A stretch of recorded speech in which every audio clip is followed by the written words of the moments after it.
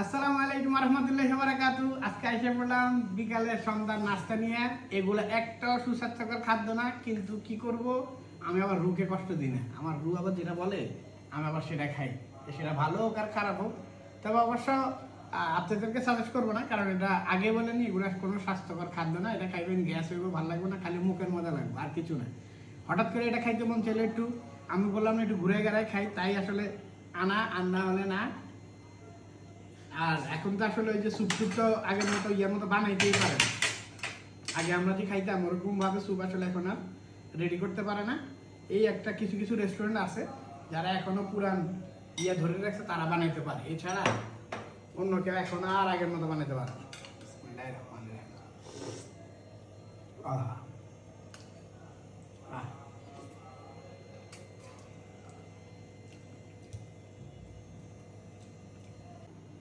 আমার আবার এই পুরান দিনের এটা দিয়ে স্যুপ দিয়ে আবার একটু ভিজিয়ে খেতে মজা লাগে। কারো হাতে পাবেন না লাগতে পারে, বাট আমার স্যুপের সাথে। তবে চাইনিজ খাওয়া দাওয়াত দেওয়া মানুষকে, মানুষ অনেকে বিয়ের সময় চাইনিজ হোটেলে দাওয়াত দেন, ওটা ঠকবাজিটা কেন? আগে সুপার এটা খাই পেট ভরে দেয়, আর কিছু খাওয়া যায় না। এই জন্য যাদেরকে চাইনিজ হোটেলে দাওয়াত দেবো, স্যুপ খাইবেন না, কোন ভাই স্যুপ পরে দেন। আগে যা আছে যত আইটেম আছে সব খাওয়ার পরে যদি পেটে ভর জায়গা থাকে তাহলে স্যুপ খেয়ে।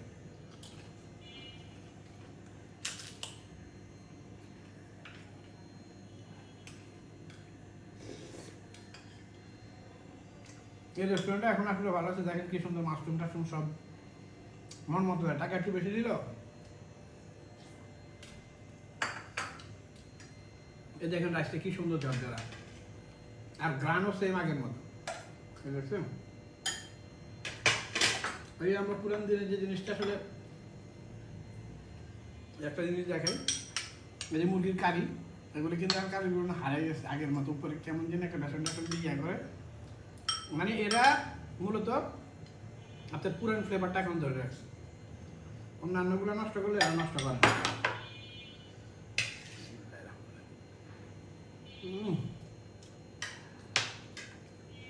দেখুন ফ্রাইডো, বাট ফ্রাইডো তো আমরা আসলে ছোটোবেলায় কখনোই আমরা ফার্ম টার্ম আসলে খাই না। সবসময় দেশি মুরগির চিকেন ফ্রাই খাইছি, হয়তো বেসন আলা একটা, বেসন ছাড়া একটা।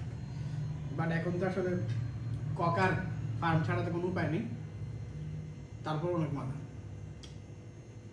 আগের মতো 100% নিয়ে এলাম, 90% টেস্ট আগের মতো।